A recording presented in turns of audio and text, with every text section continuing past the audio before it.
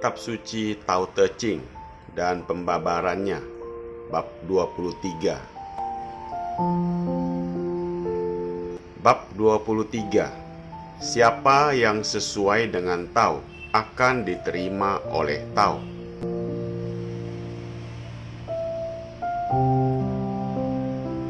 Satu, bahwa orang yang jarang berbicara itu sesuai dengan sifat alam. 2. Maka angin taufan yang bertiup keras tidak lebih lama dari satu pagi. Hujan lebat tidak turun terus-menerus sepanjang hari.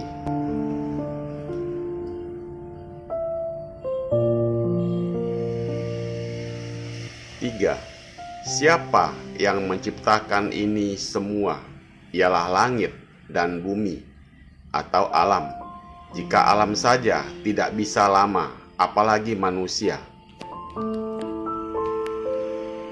4.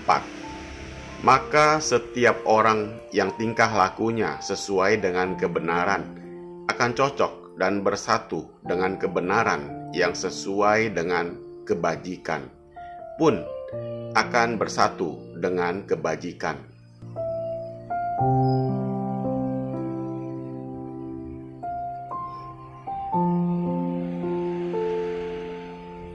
Sebaliknya, yang tidak benar dan tidak bajik pun juga akan bersatu dengan sifat-sifat tidak bajik.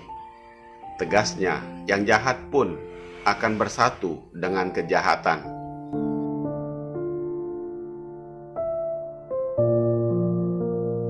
5. Orang yang sifatnya sesuai dengan kebenaran, maka oleh kebenaran ia akan diterima dengan sukacita. Siapa yang sesuai dengan kebajikan pun akan disambut oleh kebajikan dengan penuh kegembiraan. Sebaliknya, mereka yang sifatnya jahat pun akan mendapat sambutan baik dari golongan jahat.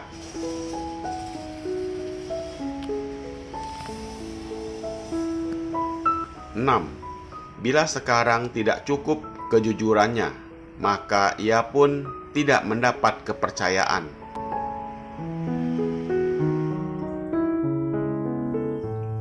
Ungkapan yang berbunyi sedikit berbicara itu sesuai dengan sifat alam.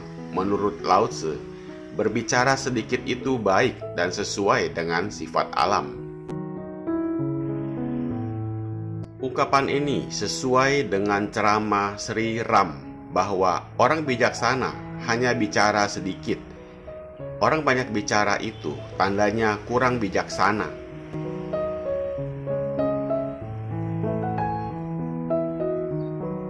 Begitu pula pujangga bikcu yang hidup di zaman Chien Kok 375 tahun sebelum Kristus.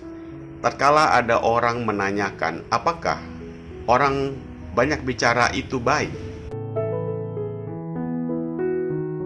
Beliau menjawab bahwa katak yang hidup di dalam kolam dan sawah-sawah bersuara pagi dan sore tanpa henti-hentinya, dan orang merasa jemu mendengar suaranya. Maka sebaiknya orang bicara seperlunya saja. Banyak bicara, apa gunanya? Ternyata banyak orang pandai dan bijaksana berpendapat bahwa lebih baik jangan banyak bicara. Sedikit bicara, tetapi yang berfaedah dan sesuai dengan kebenaran.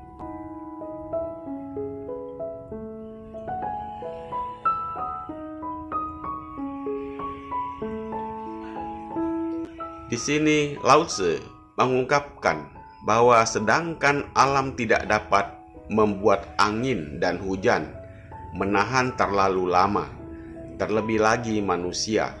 Maksudnya, daripada bicara terlalu banyak, lebih baik bicara sedikit tetapi berguna. Karena itu justru sesuai dengan alam.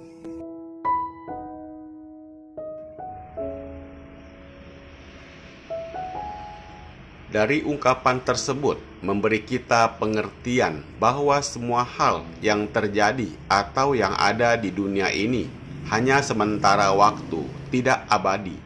Keberuntungan tidak untuk selamanya.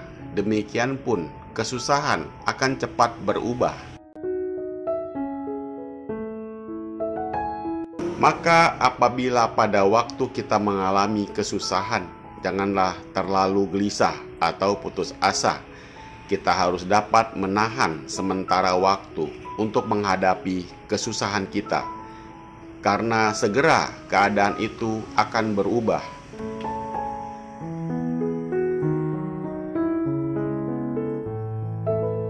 Sebaliknya, apabila kita memperoleh keuntungan, janganlah terlalu bersukacita hingga lupa daratan, karena hal ini pun akan segera berubah. Sebab tidak ada keadaan yang abadi di alam ini. Pasal 1-3.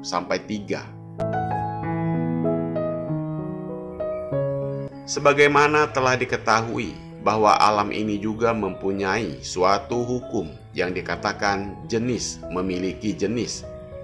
Seorang jahat yang mencurahkan pikiran-pikiran jahat hingga getaran pikirannya akan mendapat kontak pada segala anasir-anasir jahat yang sifatnya cocok dengan pikirannya, yang juga mempunyai gaya penarik.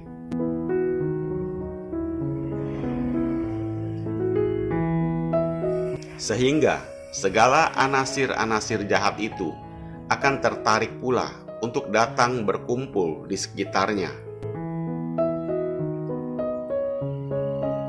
Sebaliknya, orang-orang kebatinan yang senantiasa menunjukkan pikiran ke arah kebaikan, getaran pikirannya pun mempunyai gaya untuk menarik segala elemen-elemen yang baik untuk datang berkumpul di sekitarnya. Pasal 4. Di dalam pelajaran ini, Lao Tzu memberi kita pengertian bahwa adalah baik sekali kalau kita dapat membiasakan diri untuk tidak terlalu banyak bicara. Karena banyak bicara dapat membuat banyak kesalahan dan banyak resikonya, karena umumnya orang kurang berhati-hati dalam pembicaraannya, hingga pembicaraannya kadang-kadang tanpa terasa telah menyinggung orang lain, melukai hati, atau membuka rahasia orang lain, sehingga mendatangkan bencana yang tidak diduga sebelumnya. Maka Lao Tzu berpendapat bahwa sedikit bicara itu baik dan sesuai dengan sifat alam.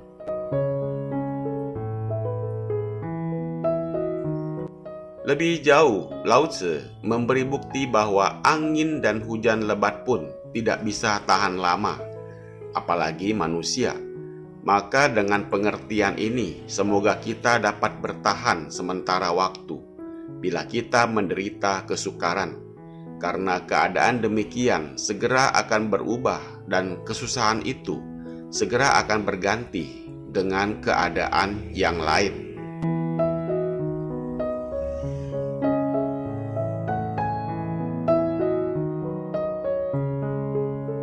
Sementara itu, juga dibuktikan adanya hukum jenis mencari jenis, sehingga orang baik akan bersatu dengan kebaikan. Sebaliknya, orang jahat pun akan bersatu dalam kejahatan.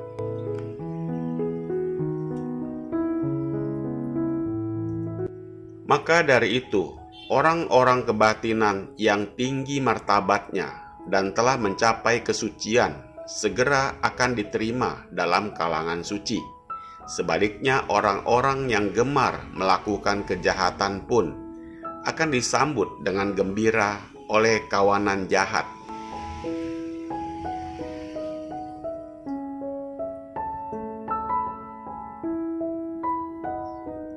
Sebagai penutup dikatakan pula, apabila tidak mempunyai kejujuran, ia pun tak akan mendapat kepercayaan.